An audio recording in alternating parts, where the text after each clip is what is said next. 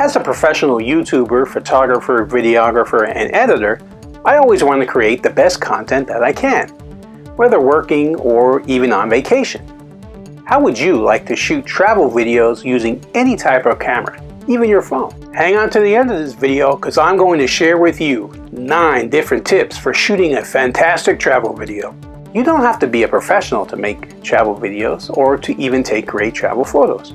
Here are some tips for planning, shooting, and filming, and then later editing that will help you create travel memories, even if you don't have any previous professional experience. When you look back at your photos and videos, it conjures up the thoughts, feelings, and smells and emotions that bring you back to those places.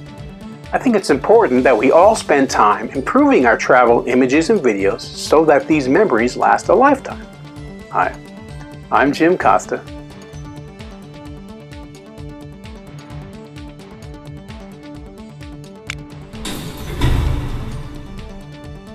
I'm a videography, photography, and technology guru, but you can call me a dadographer. I've created many other videos on improving your photography, videography, filmmaking, video editing, audio recording, lighting, and technology skills. I'll link to those in the description below and both during and at the end of this video, so stay tuned. If you want to learn more, remember to subscribe to my channel and hit that bell to be notified when I upload new videos. I upload every week, and I'll be uploading many more explanations of film, video, photo, editing, and technology topics. Stay tuned to the end to find out how to get my free DSLR mirrorless camera cheat sheet that'll have you creating professional photos and videos, whether on vacation or at home or anywhere, in no time. Tip number 1 is to start with a packing list. Before you set off for your destination, make sure you actually bring along everything you need to get the shots that you want. First, decide what kind of camera to use. Whether it's a camera in your phone or a more high-end model, there are lots of options to consider depending upon your trip. If you want to make memories of the highest quality, look into bringing a DSLR, mirrorless, or even a handheld video camera rather than just relying on your phone. Smartphone image quality is constantly improving and may do what you need, but there's more for you to consider. For example, if you know you'll be on the move during your trip, or you want to capture underwater footage, let's say, a GoPro or similar sports camera is a great all-purpose camera, perfect for capturing big adventures. If we'll be recording a lot of audio or we'll be shooting in windy environments, it might be a good idea to invest in a high-quality external microphone of some sort so your video sounds as good as it looks. If you want to avoid shaky video, use a tripod, selfie stick, or some other means to actually stabilize your camera so it looks the best. Believe me, no one likes watching super shaky video that makes you feel like you're on a roller coaster and are getting dizzy. If you're curious about what gear I took with me on this trip, I'll put a gear list in the description below. Tip number 2 is know where you're going. Spontaneous travel is fun, but if you know you'll want to make a video to document your adventures, it helps to know where you're going on your trip and in the video as well. Before you leave, make sure you have a rough itinerary of where you'll be and when you'll be there so you don't miss anything crucial. Not only will this help you plan out your final video, it will also give you the opportunity to research what you'll see when you're there. Check the weather reports to determine when the best time to shoot will be, and look up images of each destination online to start planning the shots you're likely to get when you're there. The time of day also plays a big factor when it comes to getting the perfect shot. For example, you know when the sun's going to rise and set, you can choose to shoot during the golden hour, which is that 1 hour period just after sunrise or just before sunset, when the sun is low in the sky and casts a beautiful red hue. Any photographer or videographer will tell you that they get the best footage or images at that time of day. So you know, for example, when high noon is and which direction the places you want to shoot are. For example, do they face the south or do they face the north? So if you know what time of day you're going to be there and where the position of the sky will be, you can get the best images. Because if possible, you want to try to avoid shooting into the sun, because it'll give you that silhouetted look, which may or may not look good depending upon what effect you're trying to get. If the sun, which is probably your main light source if you're outside, is behind you, you'll get the best images because your subject will be fully lit during the bright sunny day. As you can see, I'm actually shooting right now on a plane. As I was recording this, it occurred to me that because I am traveling, it might be nice to actually shoot live at some locations, bring that footage to you. So, I'm actually on a plane somewhere over Canada right now. I'm heading to Northern Europe. Next stop will be Stockholm, Sweden, where I'll record from for the next section.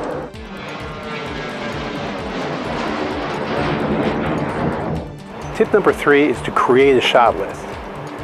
Welcome to Stockholm, Sweden. I'm here standing right outside St. Johannes Church in Stockholm, and I'm shooting this way with my camera's down below at the bottom of the stairs, shooting up because I wanted to get the point across of how important it is to vary the shots that you take. So you want to figure out exactly what it is you're going to record at each destination. Most people tend to pull out their cameras instinctively when there's something interesting to see to shoot their photos or videos, just like this beautiful church here. In this church, for example, you're going to want to shoot the steeple, maybe you're going to want to shoot the grounds outside, you're going to want to get some shots inside of the cathedral, of the stained glass maybe, or of the altar and the things of that nature. So you have the whole place covered and you have all the footage you need. Better to shoot too much footage and cut some out than to get it back home and realize you didn't shoot enough and you're missing shots that you want. Be certain to shoot from up high or down low or ground level like my initial shot. Try panning left and right, up and down. Shoot time-lapse footage or shoot from a moving vehicle if you happen to be passing by something that's interesting but you're not actually going to stop there. Remember, you're telling a story, so try keeping different shots in mind on a list if you have to, so that you will make certain that you get your point across and don't miss anything critical. And remember that whenever you're shooting a scene, try to get various wide, medium, and close-up shots of each scene, so you have plenty of footage when it's time to come down and edit.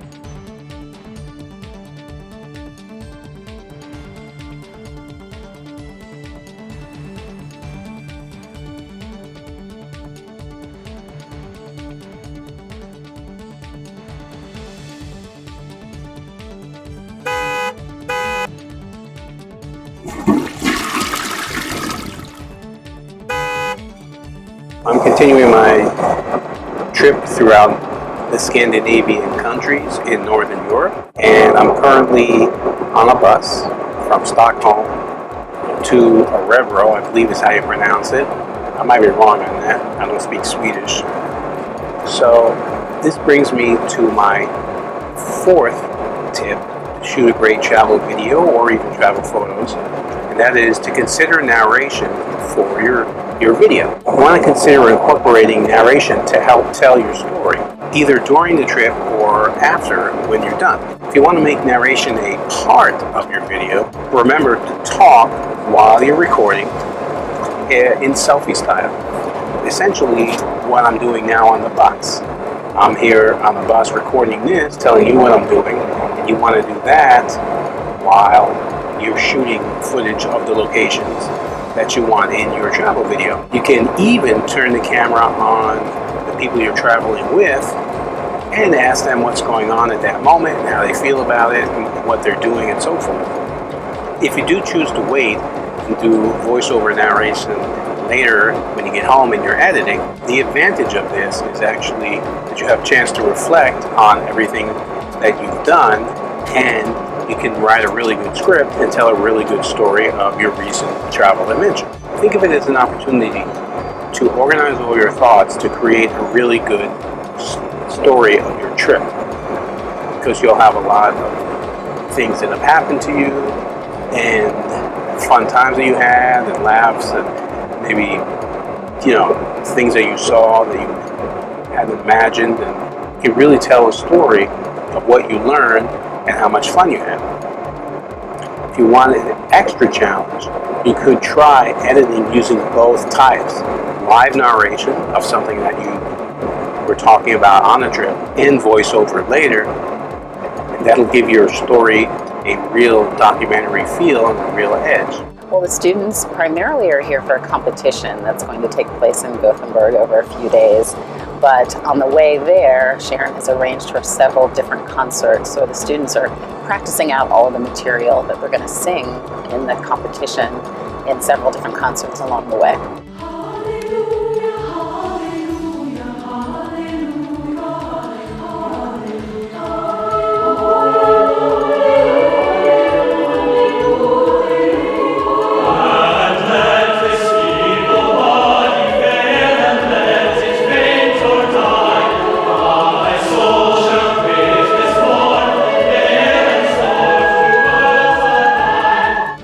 Currently in Bergen in Norway, and I'm riding the funicular, which is a tramway up to the top of the mountain with an overlook over the city. Here I am at the top of Mount Fløyen, high above the city of Bergen in Norway. Taking in the view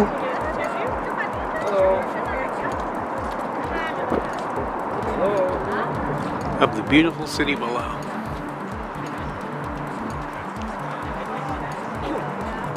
So I'm continuing my tour of the Scandinavian countries, and I'm now in Örebro in Sweden. I'm standing right next to Castle Örebro. This leads me to my next tip, number 5, which is to include the locals. Another way to liven up your travel videos is by bringing local people into them. Just make sure to ask for permission before you begin to shoot. Travel guides, local residents, and even your travel partners all make great subjects for inclusion. Shots of people are a good way to mix up your footage, and you can even edit their voices and background audio over certain shots when it's time to edit if it makes sense, and it helps to enhance the story. For example, if your travel guide is describing the history of a landmark, this is a great time to cut right to footage of it. Also very famous for introducing, here at Örebro Hus, he introduced the concept of having the oldest son inheriting the throne after the king dies. Well, nowadays the daughter can inherit the throne as well, but during the 1400s or 1500s that was not the case. That is the edge of the original defense tower that they built here, because from the beginning they did not have the intention of building a castle, but rather a defense tower. And they lived 20 to 30 prisoners in each cell. And to get the prisoner to work here, they had a special system. You see, they didn't give the prisoners any food while they were staying here. Instead, they were given a small salary each day if they had done the work good enough. They could take the money to a store up here at the big courtyard, buy some soup, some bread, and maybe some vodka. And then they went back into the cell to heat the soup. But if the prisoner were sick or ill and couldn't work, he didn't get any money that day and he had to starve. Tip number 6, shoot time-lapse. Time-lapses are mesmerizing to watch and easy to do. There is no reason why you shouldn't be shooting time-lapses on your trip. Many cameras, including smartphones, have time-lapse functions that you can take advantage of. All you need to do is set your camera in a steady place and wait. It's not always necessary, but it is helpful to have a tripod handy for filming time lapses. You don't have to use a tripod, but you do want to make sure you have a flat surface where you can place your camera or phone and keep it steady. To make the most of your time lapse, look for moving scenes, whether that be a busy town square or a vivid sunset or maybe a freeway or something like that. Personally, I like to incorporate time lapses into my trip by setting up my camera at a restaurant or anywhere that I know I'll be sitting for a long period of time. Let the camera run and do the work for you. Well, I'm continuing my trip through Sweden, and today I'm in Gothenburg. I'm actually standing on the sky bridge at the Gothia Towers between buildings 1 and 2, I think. And I'm actually shooting the way that I am with the windows behind me because it brings me to tip number 7, which is keep lighting in the top of your mind. You may notice I'm backlit right now. I'm going to move in a second here, but I'm doing this on purpose to accentuate a point. And that is, when you're shooting a travel video, it's super important to consider the lighting. just like you would any other video, or in certain cases, photography if you're taking pictures. So try to keep in mind the time of day and where the sun is in relation to where you're shooting. Shooting in the sun will make your images backlit, just like the footage I had a moment ago. So try to avoid it unless that silhouetted look is what you're after. Low lighting scenarios are important too. There are a couple of tricks you can do to improve the quality of low light shots, such as shooting at night or when you're shooting indoors. First thing you want to do is try to check to see if there's any natural light source that you can use, such as a window or street light, because that will help improve your images. Now, if that's not an option for you, there are 3 different parameters you can tweak for better low light shots. These are the aperture, the frame rate, and the ISO.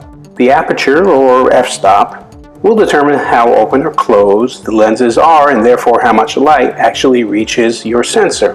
The bigger the aperture, the better, which translates into the smaller the f number, or f-stop. The frame rate per second, or shutter speed in video, will also determine how much light reaches the image sensor. A fast frame rate will let in less light, whereas a slower frame rate will let in more light. So in low light situations, it's better to shoot in 24 or 30 frames per second as opposed to shooting in 60 frames per second or higher. As a solution of last resort, you also have the option to boost the ISO. This will make the camera digitally brighten the images that you're shooting, but will also compromise the quality because high ISO means that you'll add more grain to your images or your video footage. This may or may not be desirable, but you may have to live with it depending upon where you're shooting. If you need some pointers on adjusting the ISO, the aperture, or the shutter speed, check out the video I did on the exposure triangle. I'll link to that video in the description below.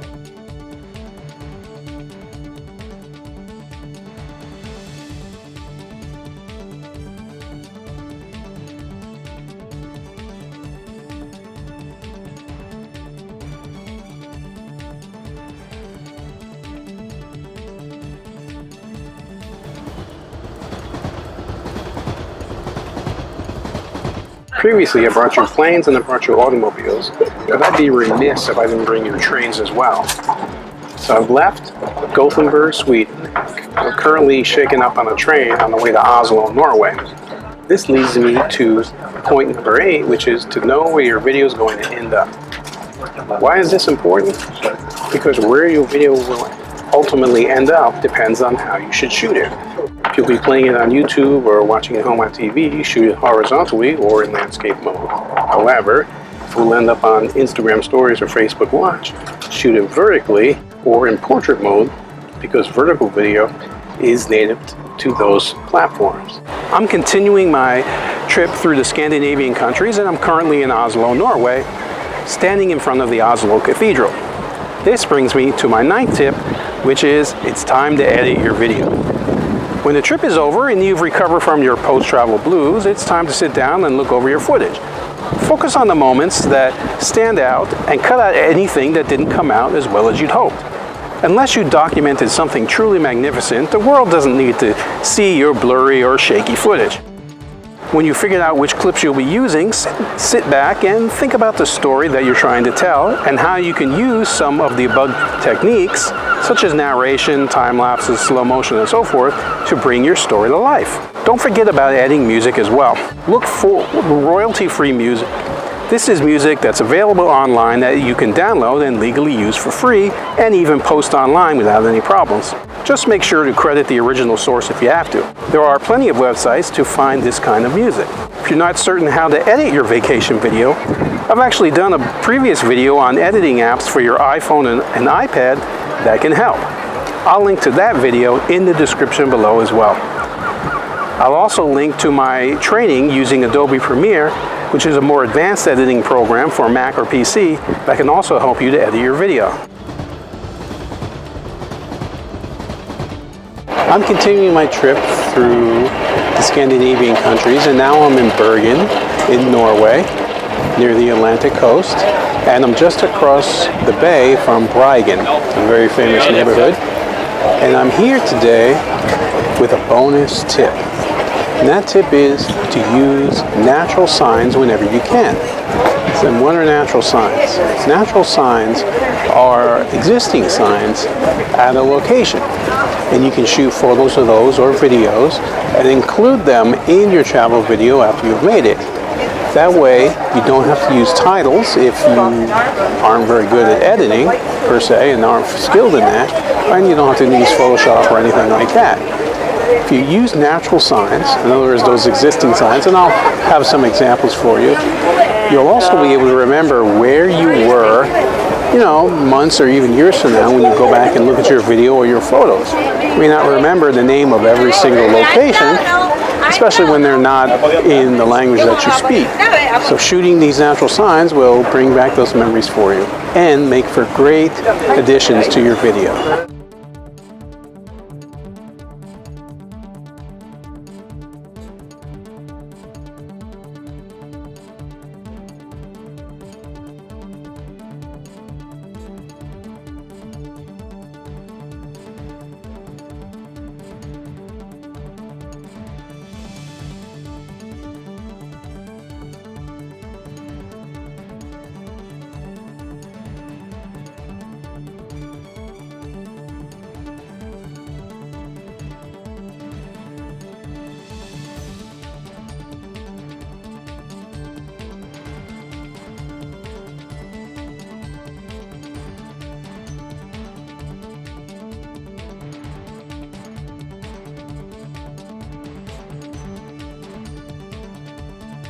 This is the 10th and final city on my tour of Scandinavian countries. I'm currently in Copenhagen, Denmark, and as you can see behind me, I'm sitting on one of the canals. Since this is my last stop, it's time to go ahead and close out this video.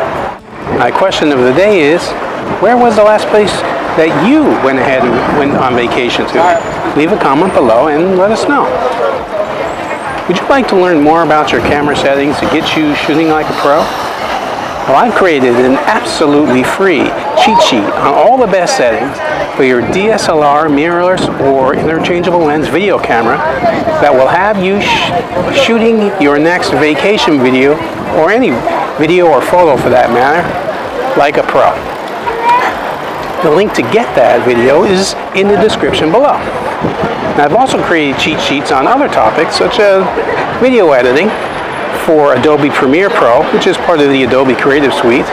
And they also sell training for editing using Adobe Premiere Pro. And I'll link to that in the description below. Soon I'll have other programs, including other programs part of the Adobe Suite and Final Cut Pro and a few others as well. Do you want to see more videos like this? Follow my YouTube channel, jimcostafilms, for more.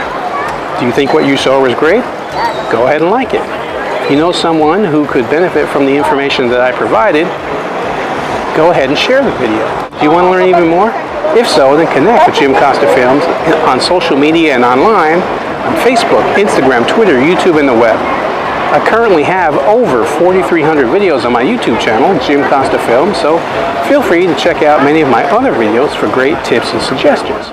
If you would like to see images of the trip I took through Scandinavia and the places I highlighted in this video, including many others, then follow my Instagram page, Jim Costa Films, where I'll be posting at least 1,000 images over the next few months. If you follow me for a while now, you know that I have a community of photographers, videographers, filmmakers, and editors just like you on Facebook, where I share pro tips and tricks. It's called Video Producers and Content Creators. I love new members who want to share their work and not only help others, but learn from others as well. You'll find a link to that group in the description below. Please feel free to find it on Facebook. Join a group where you'll learn much, much more. I'm standing outside of Rosenborg Castle in Copenhagen, Denmark. This is the King's Royal Palace.